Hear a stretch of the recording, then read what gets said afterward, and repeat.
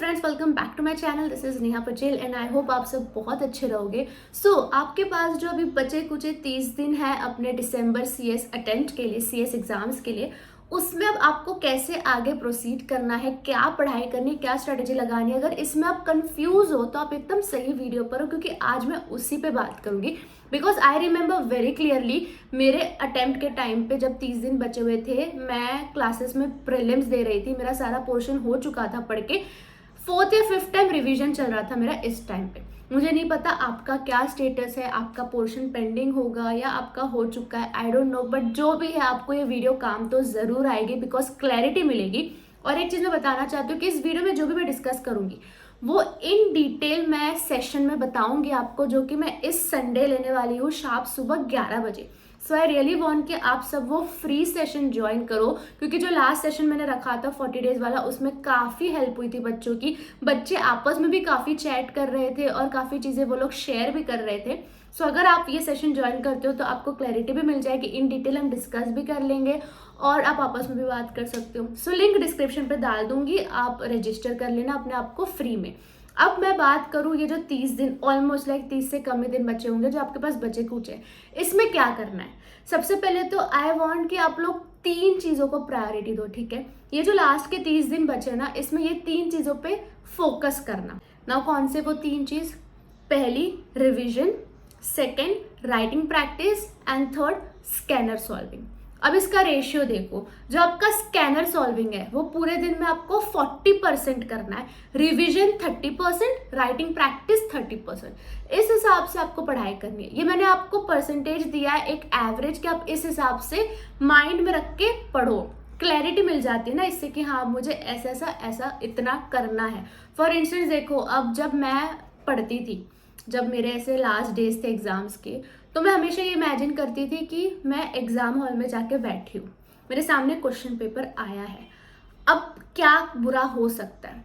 मुझे पता है राइटिंग में तो बिल्कुल बुरा नहीं होगा, मेरी राइटिंग स्पीड बहुत ही अच्छी है, लाइक इतनी अच्छी है कि मुझे खुद को बोलना पड़ता था, नहीं थोड़ा स्लो लिख, सामने वाले को हैंड राइटिंग नहीं समझेगी, स्लो लिख। तो मेरा ऑलमोस्ट पेपर, सारे पेपर्स टाइम के बहुत पहले खत्म हो जाते थे।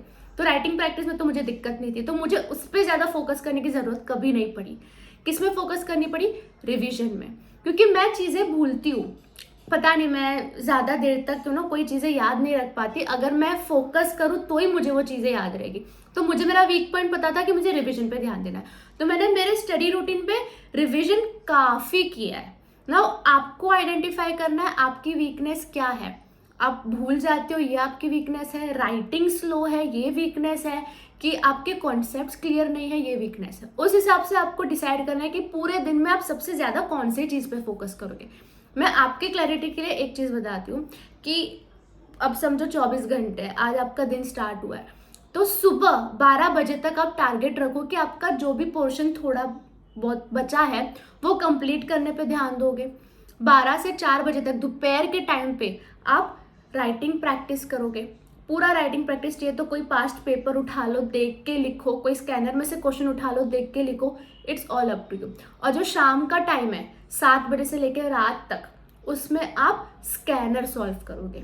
मैं इस हिसाब से करती थी कि सुबह ये, दोपहर को ये, रात में ये। और जो 4 बजे से लेकर 7 बजे तक का शाम का टाइम बचता है ना, मुझे चाहिए कि उसमें आप लोग खुद को टाइम दो, कि आप शाम को गार्डन चले जाओ, या आप शाम को अपने किसी दोस्त से बात करो, फैमिली टाइम स्पेंड करो, या अकेले ही टाइम स्पेंड करो, वॉक करने जाओ, जिम जाते हो तो जिम जाओ। खुद को टाइम देना भी बहुत ज़रूरी है ये पूरे रूटीन में। Okay, health is wealth. अगर एग्ज़ाम के दिन आप बीमार पड़ गए तो सारी मेहनत बर्बाद है ना। तो ये चीज़ें आपको इनकॉर्पोरेट करनी है। अब इट्स अप टू यू कि आप सुबह प्रैक्टिस करना चाहते हो, राइटिंग प्रैक्टिस तो सुबह कर लो, दोपहर को पोर्शन कंप्लीट करना चाहते हो दोपहर को कर लो। मैंने बस आपको एक आइडिया दिया कि इस हिसाब से आप अपना दिन डिवाइड करो। जितना डिवीजन करोगे ना उतना माइंड में क्लैरिटी आएगी। और ऐसा मत सोचो कि यार कितना कुछ करना बचा है, स्कैनर भी नहीं, सारा एक ही गेम है। अगर आप कल तो स्कैनर सॉल्व करते हो, स्कैनर जब आप सॉल्व कर रहे हो, रिवीजन भी तो हो रहा है ना आपका जब आप स्कैनर सॉल्व कर रहे हो, क्योंकि एक बार तो आप पढ़ चुके हो क्लासेस में, तो अब जो कर रहे हो रिवीजन कर रहे हो, और उसी स्कैनर में से देख के कोई एक क्वेश्चन लिख लो, राइटिंग प्रैक्टिस भी हो गया। तो स्कैनर भी हो गया, रिवीजन भी हो गया, राइटिंग प्रैक्टिस भी हो गया। सो ज़्यादा लोड लेने की ज़रूरत ही नहीं है। अभी आपको स्मार्टली एक्ट करना है, ज़्यादा लोड लेके कोई मतलब नहीं, क्योंकि ये बहुत इजी है। आपको शायद ऐसा लगता होगा कि यार सीएस एग्जाम क्रैक कर लिया, रैंक ला लिया, सो टफ। नहीं, if you have the key, if you know how to do it, it's actually very easy. और अगर आपको नहीं पता तो आप कुछ भी कर लो, एग्जाम क्लियर नहीं होना। तो मैं मेरे वीडियोस के थ्रू यही आपको बताती हूँ कि आपको क्या पढ़ाई में सही करना है, क्या अवॉइड करना है।